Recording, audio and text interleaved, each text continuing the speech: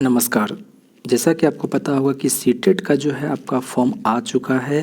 दिसंबर में भी आपका एग्ज़ाम होने वाला है, लेकिन इस वीडियो में हम लोग जानेंगे एग्ज़ाम में क्या-क्या कुछ बदलाव किया गया है और आपका फ़ी क्या लगने वाला है और साथ ही साथ एजुकेशनल क्वालिफ़िकेशन क्या माँगा जा रहा है। एग्ज़ाम सेंटर्स को लेकर के सबसे बड़ी चर्चा हो रही है कि एग्ज़ाम सेंटर आपका कहाँ जाना है, तो इस पर भी हम लोग बात करेंगे और साथ ही साथ सिलेबस क्या रहने वाला है, ये हम बात करेंगे। कुल मिलाकर के हम लोग योग्यता पाठ्यक्रम हर चीज़ हम लोग देखने वाले हैं, यानी कि सीटेट से रिलेटेड आपके मन में जितना भी कन्फ्यूजन है, सारा कन्फ्यूजन हम एक ही वीडियो में ख़त्म कर लेंगे।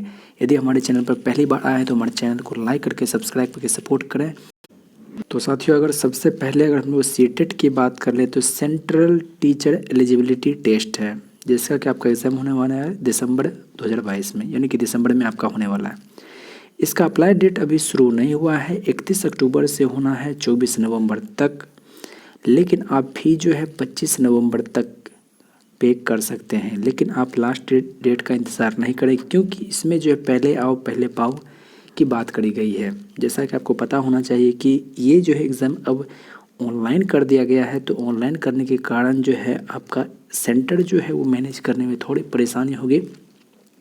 यदि आप पहले नहीं करके बाद में करेंगे, मान लीजिए पहले आपका सारा जगह खाली है, तो जो पहले आएंगे उनको अपने हिसाब से मिल जाएगा, बाद में जो आएंगे उनको अपने हिसाब से नहीं बल्कि जहाँ सीट खाली है वहाँ आपको शिफ्ट कर दिया जाएगा। तो लास्ट डेट का इंतज़ार ना करें, 31 अक्टूबर को ही आप फॉर्म भर दें। अगर हम लोग एग्ज़ाम डेट की बात करें तो आपका दिसंबर में ही आपका एग्ज़ाम होने वाला है। पहले क्या होता था कि 6 महीने पहले 3 महीने पहले बता दिया जाता था, लेकिन अभी आप देखें तो 2 महीने पहले मात्र आपको बताया गया है।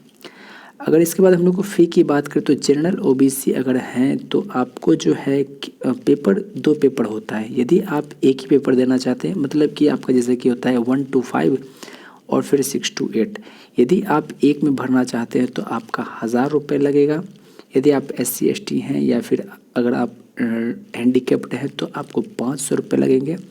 लेकिन यदि आप 1 to 5 और 6 to 8 दोनों भरना चाहते हैं और यदि आप जनरल ओबीसी में हैं तो आपको 1200 रुपये लगेंगे, और वहीं अगर SC ST या फिर आप PWD कैंडिडेट हैं तो 600 रुपये आपको लगेंगे।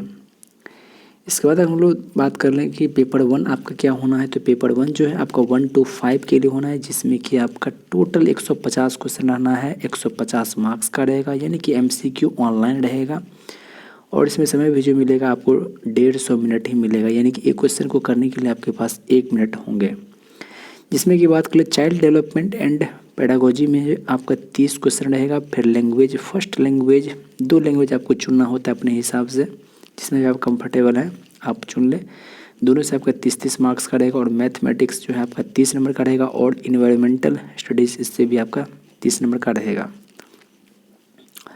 तो ये हो गया आपका पेपर 1 का फुल सिलेबस, यानी कि 1 to 5 के लिए। अगर हम लोग इसके बाद बात करें पेपर 2 का, यानी 6 to 8 के लिए, तो इसमें भी जो आपका 150 क्वेश्चन रहने वाला है, 150 मार्क्स का रहेगा। ऑब्जेक्टिव MCQ रहेगा और 150 मिनट ही होंगे। सेम वही बात है, बस इसमें एक चीज़ है, चाइल्ड डेवलपमेंट पेडागोजी जो है ये आपका 30 नंबर का रहने वाला है। लैंग्वेज फर्स्ट इसमें भी 30 नंबर का रहने वाला है। लैंग्वेज सेकंड जो है ये भी आपका 30 नंबर का रहने वाला है।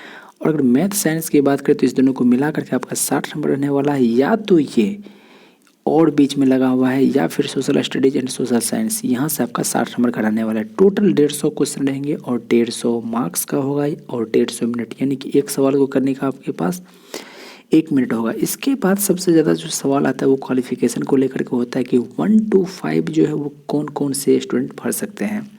तो पहली बात कि यदि पहला क्या है कि यदि आपने 12th कर रखा है, यदि आपने 12th कर रखा है या फिर ग्रेजुएशन कर रखा है, दोनों में से आपने कुछ भी कर रखा है, और यदि आपने DLED कर रखा है, यानी कि डिप्लोमा इन एलिमेंट्री एजुकेशन 2 साल वाला होता है, तो अगर आप ऐसा कुछ हैं तो आप 1 to 5 के लिए भर सकते हैं। और यदि आपने ग्रेजुएशन कर रखा है, DLED कर रखा है और इसके साथ ही या फिर आपने BEd कर रखा है, यानी कि बैचलर ऑफ एजुकेशन, तो भी आप इसके लिए एलिजिबल हैं। तीसरा होता है कि 12th करके 4 साल का भी BEd होता है, यदि आप वो करके रखे हैं तो आप यहाँ 1 to 5 के लिए बिल्कुल एलिजिबल हैं। अगर हम लोग 6 to 8 की बात करें, इसमें एजुकेशन क्वालिफिकेशन, तो ग्रेजुएशन के साथ में आपका DLED होना चाहिए। दूसरी बात है ग्रेजुएशन के साथ में या फिर आपके पास बीएड की डिग्री होनी चाहिए या फिर 12th के साथ में आपका 4 साल वाला जो बीएड होता है वो आपका होना चाहिए। तो ये आपका सारा क्वालिफिकेशन को लेकर के सबसे ज़्यादा जो कन्फ्यूज़न आता है वो आपका ख़त्म हो गया होगा। और इसके बाद अगर हम लोग बात करें तो जैसा कि होता क्या है कि रेलवे एसएससी बैंक का एग्ज़ाम देते हैं तो उसमें एक कट ऑफ मार्क्स होता है, लेकिन इसमें ऐसा कुछ नहीं है। इसमें कहा गया है कि 60% मार्क्स ला लेते हैं, यानी कि 150 का 60% यानी 90 मार्क्स अगर आप ला लेते हैं जनरल ओबीसी जनरल अगर हैं तो आपको उसमें पास हो जाएंगे और आपके पास सर्टिफिकेट हो जाएगा कि आपने सीटेट क्वालिफाई कर रखा है।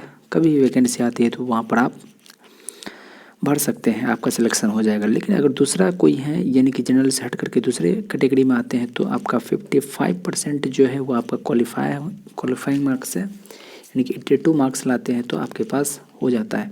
अब जैसे देखिए कि आपने एक एग्ज़ाम दिया, आपको इसमें आई 92, ये आपका सब दिन के लिए वैलिड हो जाएगा। इसके बाद आप चाहें तो दूसरा भी एग्ज़ाम दे सकते हैं कि 92 से ज़्यादा मार्क्स लाने के लिए, मान लीजिए इसमें 98 आ गया, फिर आप चाहते हैं कि नहीं हमको और इससे ज़्यादा चाहिए, मतलब कि आप जितना बार जो एग्ज़ाम देना चाहें उतना बार एग्ज़ाम दे सकते हैं। यदि आप चाहते हैं कि हम हर बार एग्ज़ाम दें तो आप हर बार एग्ज़ाम दे करके अपने अंक को ये बढ़ा सकते हैं, क्योंकि असल जो है वहाँ जब आप फाइनल में आ जाएंगे जहाँ वैकेंसी आएगी तो वहाँ फिर आपको मार्क्स ये मायने रखता है। और साथ ही साथ ये भी है कि पहली बार जो है इसको ऑनलाइन किया गया। पहले क्या होता था कि ऑफलाइन के कंडीशन में कि आपका कोई भी सेंटर हो जाता था, कहीं कोई दिक्कत नहीं होती थी, लेकिन अब जो है ऑनलाइन करने की वजह से क्या है कि सेंटर को भी मैनेज करने में दिक्कत होने वाला है। तो सेंटर का यदि आप पहले आओ पहले पाओ वाला कंडीशन है। कहने का मतलब है कि यदि आप पहले आते हैं तो आपको जहाँ भी सीट खाली रहेगा आपके हिसाब से आपको मिल जाएगा, लेकिन यदि आप बाद में आते हैं सीट सारा फुल हो जाता है तो जहाँ सीट खाली होगा वहाँ वो